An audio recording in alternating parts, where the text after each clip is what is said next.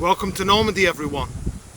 And as you can't come to me, I thought I'd come to you in a series of short videos on the history of this beautiful region.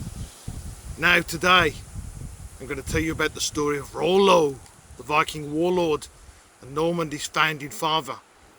Now then, long before Rollo travelled here on the River Seine, you may know that many Viking warlords also travelled up the River Seine to attack Paris and Rouen, and some of those famous characters were Ragnar Lodbrok from the series Vikings.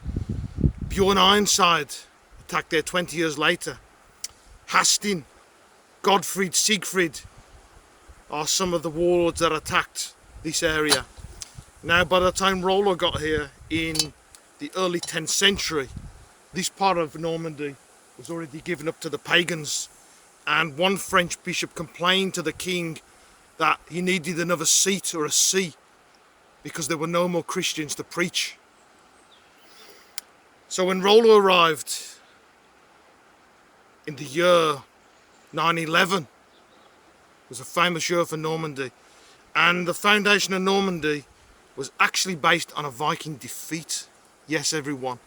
The Vikings were not invincible, and they did get defeated sometimes.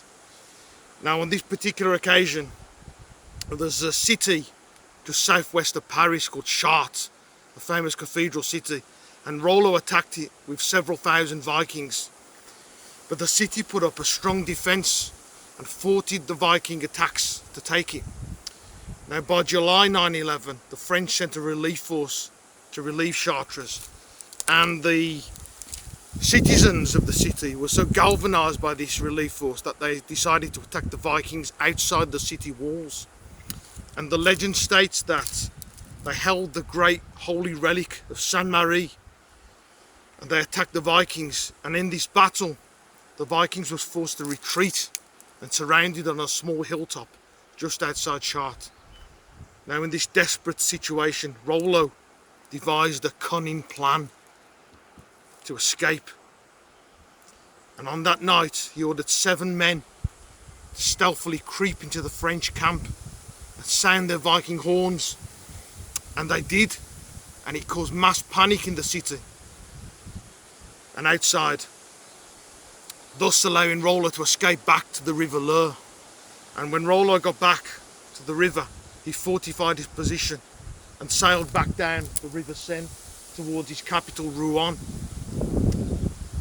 But this actually led to the creation of Normandy, for it brought Rollo to the negotiation table, and it also solved the problem for the French king. For the French king offered Rollo all the land from the River Epte to the sea if he would enforce the king's will and stop further Viking attacks on the French kingdom. Now, this legitimised Rollo's position, and Rollo agreed, but to consecrate the treaty, one last little feat had to be performed, and that was the act of homage or fealty. So normally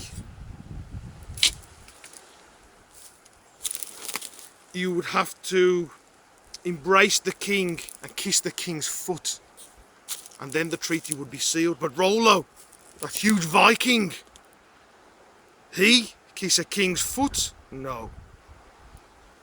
Too proud a man was he to do that. So he ordered one of his followers, take my place and kiss the king's foot. And another Viking warrior stepped forth. He held the king's foot in his hand. He bent down to kiss it. And at the last moment, he threw the king into the air. to much of the amusement of the Vikings around him and the shock of the French entourage. But even though he had insulted the king, the Vikings were too strong enough to cause the treaty not to be signed.